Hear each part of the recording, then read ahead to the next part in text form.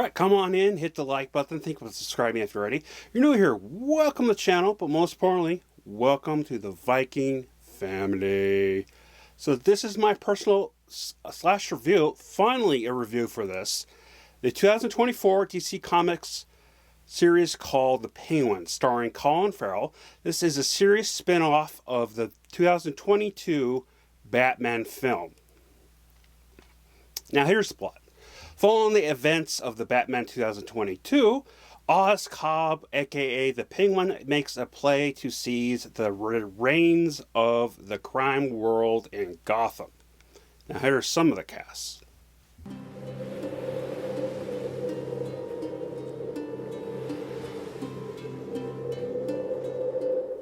So for me, Colin Farrell's version in the 2022 film was one of the couple things I disliked about it. It was mainly the stretched out pacing otherwise I liked it. But originally I wasn't planning on checking this out until I've been hearing raving a lot of people, not reviews, but just people in general on other channels. I talk about how it's really, really good. To me, it feels like a pure mobster series than a comic book series, which is great. I've never technically seen The Sopranos, but I've seen enough of clips, especially of very lately. I just find my algorithm on YouTube just kind of playing different scenes from it. But I also knew some of it because it's part of pop culture, so it's kind of obvious of the feel of it. But it does give that type of vibe, especially Colin Farrell's version of the Penguin. He definitely does a pretty good job playing an unlikable character. I'm honestly glad they didn't go the route that Sony has been doing with villains. Now, I like Morpheus. I thought it was a fun film. I like the Venom first film, but it's just kind of like they were all just kind of really unrealistic. And they were fun, but they were kind of like mediocre fun.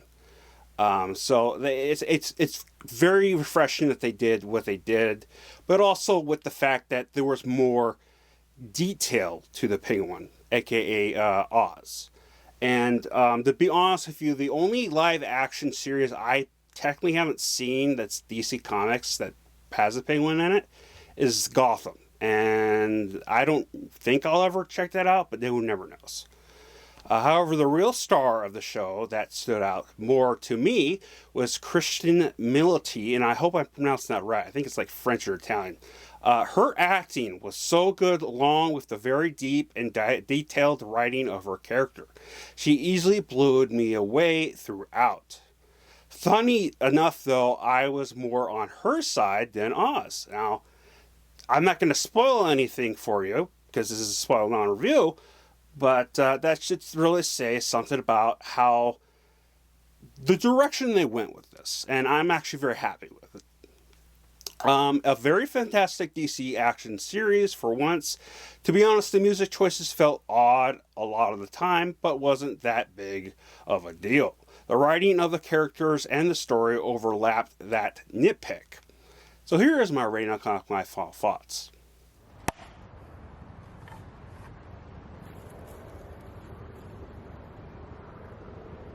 Again, honestly, I did like the 2022 Batman for what it was. It was the grittiness of it and stuff. Now, I gave it a bit of a overdone review, and honestly, it's one of those things where you watch something and you're on this high from it. So I do these ratings right after. But I think what the downfall of that was compared to this was the whole fact that the story was so drawn out that it's made it really, really drag. I think that's like the most draggy thing I've ever seen. I know that's not a word. But the pacing and writing in this was perfect. It was fantastic. Definitely kind of felt like something I never really seen before as it goes on. But yeah, it was really good. And it doesn't sound like we will be getting a second season. And I read it. Google says this is a miniseries.